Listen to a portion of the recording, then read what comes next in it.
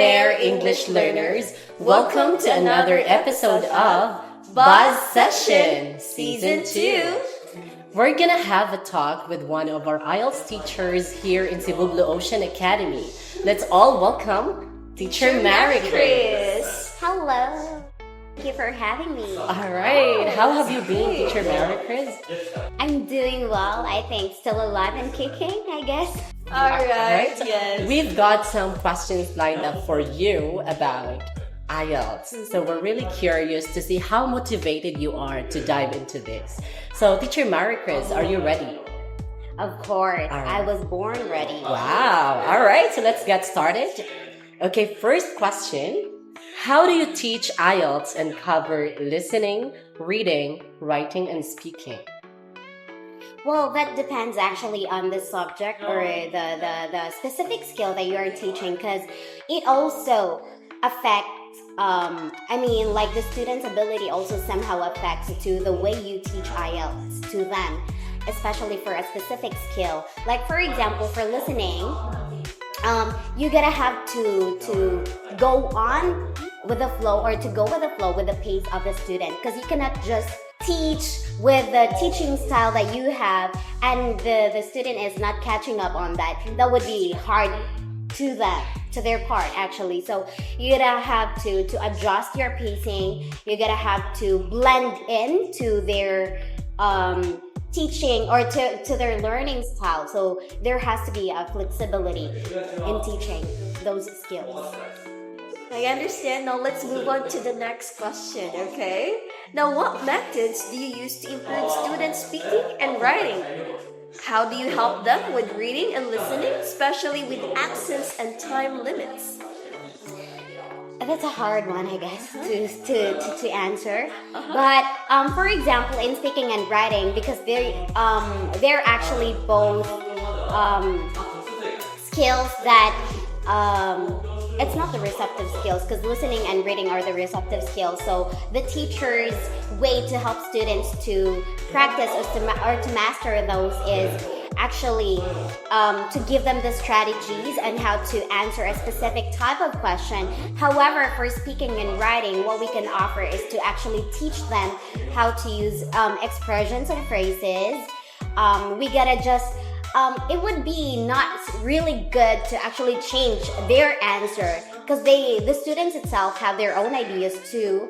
So what you can do for them is to actually make their ideas better, or how to say things better. Couldn't agree more. All right, moving on to the next question. How do you adjust your teaching for different students? And can you give me examples? For example, when it comes to speaking, I actually do not really do a guided way of teaching style.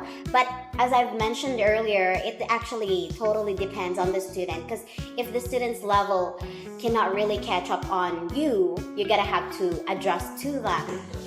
What I do in my speaking, there was this student that I had.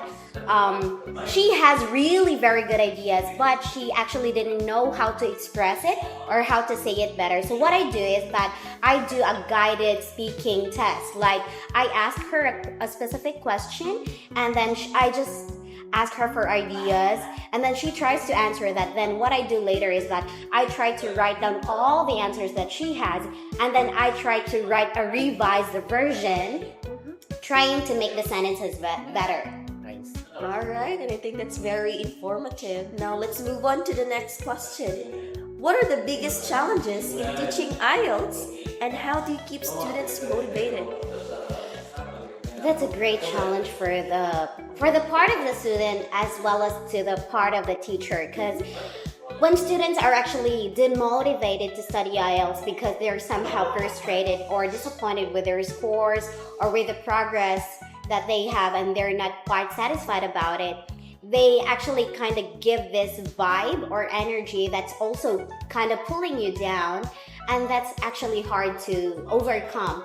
So what you gotta do is that you have to empathize with the student. It's not really good to, I'm not saying that it is not good, but somehow it's not really pleasant to always cheer the student up. Sometimes you just gotta have to feel how they're feeling, and then you gotta sit with them, listen to what they're feeling, and then you also try to relate to them, empathize with them, and then later on they're gonna overcome that with the help of your empathy, and then they're gonna be motivated again to start. Nice. All right, so this is gonna be the last question for you, Teacher Maricris. How do you check students' progress and give feedback to help them improve? Well, one of the assessments is actually their every 4 weeks mock test. That's actually very legit to check how far they've gone, right? But for teachers, for one-on-one classes, every day you gotta practice that. Every day you're gonna do simulations to test or to assess how they're going. So what I did actually to assess them is, let me say, like, how do I give feedbacks to them? What I do is like kiss, kick, and kiss. Because as I've mentioned earlier, they easily get disappointed with some bad comments or when they don't feel that they're improving. So what I do is that I try to emphasize the strengths that they have achieved or the new skills that they have acquired, and then I'm gonna point out the weaknesses that they're gonna have to work on, and then going back to the strengths. All right, Teacher Maricris, what advice can you give to those aspiring IELTS students here in Cebu Blue Ocean Academy? The best recommendation I can tell them is to be ready of the course that you're going to take up, because other people might say that it's actually pretty challenging, and definitely it is, but you gotta have to bear that when you're here. So you gotta have to be emotionally, physically, psychologically prepared of the things that you're gonna face when you come here. Thank you for taking your time to answer all of our questions, Teacher Maricris. And I hope you guys learned something from her. And stay tuned for more episodes to come. Keep buzzing!